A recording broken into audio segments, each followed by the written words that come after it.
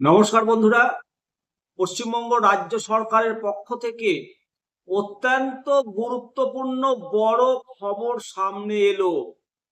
রাজ্যে প্রায় 1,69,00,000 caste certificate বা জাতিগত শংসাপত্র এখন প্রশ্নের মুখে।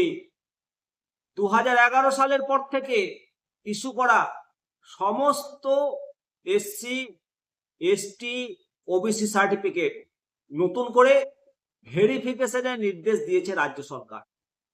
বিশেষ করে দুয়ারে সরকার ক্যাম্পের মাধ্যমে যারা সার্টিফিকেট পেয়েছিলেন, আপনাদের জন্য এই খবরটা অত্যন্ত জরুরি। কেন এই সিদ্ধান্ত? আপনার সার্টিফিকেট কি বাতিল হতে পারে? পুরো জানতে অবশ্যই ভিডিওর সঙ্গে থাকুন। বন্ধুরা, যেটা মূল খবর এবং যেটা মূল পরিসংখ্যান, গত 14 মে 2026 তারিখে রাজ্যের অনগ্রসর শ্রেণী কল্যাণ দপ্তর ব্যাকওয়ার্ড ক্লাসেস ওয়েলফেয়ার ডিপার্টমেন্ট থেকে সমস্ত জেলা শাসককে একটা কড়া নির্দেশিকা পাঠানো হয়েছে। সরকারি তথ্য অনুযায়ী 2011 সাল থেকে রাজ্যে বিপুল সংখ্যক সার্টিফিকেট প্রদান করা হয়েছে। এর মধ্যে এসসি সার্টিফিকেট প্রায় 1 কোটি, এসটি সার্টিফিকেট প্রায় 21 লক্ষ, ওবিসি সার্টিফিকেট প্রায় 48 লক্ষ। এর মধ্যে সবচেয়ে বড় উদ্বেগের জায়গাটা হলো দুয়ারে সরকার ক্যাম্প। এই দুয়ারে সরকার ক্যাম্পে 10টি পর্যায়ে 47.80 লক্ষ সার্টিফিকেট অত্যন্ত দ্রুততার সহিত ইস্যু করা হয়েছিল।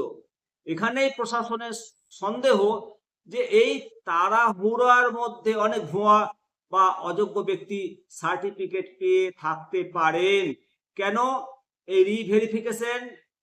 রাজ্য প্রশাসনের কাছে দীর্ঘদিন ধরে অভিযোগ আসছিল যে প্রকৃত যোগ্য ব্যক্তিরা সার্টিফিকেট পাচ্ছেন না, অথচ অনেক অযোগ্য ব্যক্তি জাল নথি দিয়ে, জাল ডকুমেন্ট দিয়ে সার্টিফিকেট বের করে নিয়েছে।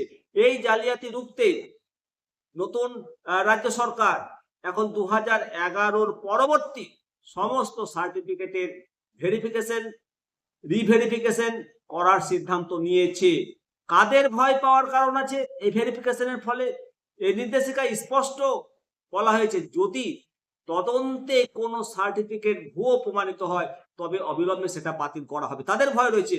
শুধুমাত্র সার্টিফিকেট বাতিলই নয়, জালিয়াতির সাথে যুক্ত ব্যক্তিদের বিরুদ্ধে আইনি ব্যবস্থা নেওয়া হতে পারে। এমনকি ভুয়ো সার্টিফিকেট ব্যবহারকারীদের নাম ভোটার তালিকা থেকে বাদ পড়ার সম্ভাবনা রয়েছে। তাহলে সাধারণ মানুষের করণীয় কি? অ্যাকশন প্ল্যান কি? যাদের কাছে বৈধ এবং প্রকৃত ডকুমেন্ট রয়েছে তাদের কাছে ভয়ের কোনো কারণই নেই। তবে সাবধানতা হিসাবে কিছু কাজ আপনাকে করতে হবে। আপনি নিজের বংশ তালিকা, ফ্যামিলি ট্রি পরিষ্কার রাখুন। সার্টিফিকেট পাওয়ার সময় যে সমস্ত তথ্যগুলো দিয়েছিলেন তার অরিজিনাল এবং ফটোকপি নিজের কাছে রাখুন।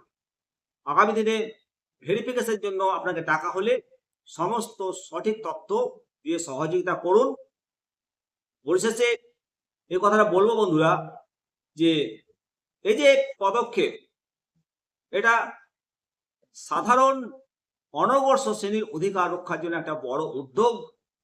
যদি এই বিষয়ে আপনার কোনো প্রশ্ন থাকে অবশ্যই কমেন্ট সেকশনে করবেন, এবং ভিডিওটি যদি ভালো লাগে এবং আপনার বন্ধু বা সবাইকে যদি জানানো দরকার থাকে অবশ্যই বেশি বেশি করে শেয়ার করুন। চলুন সবাই মিলে বলি, জয় হিন্দ, বন্দে মাতরম, ভারত মাতা কি জয়।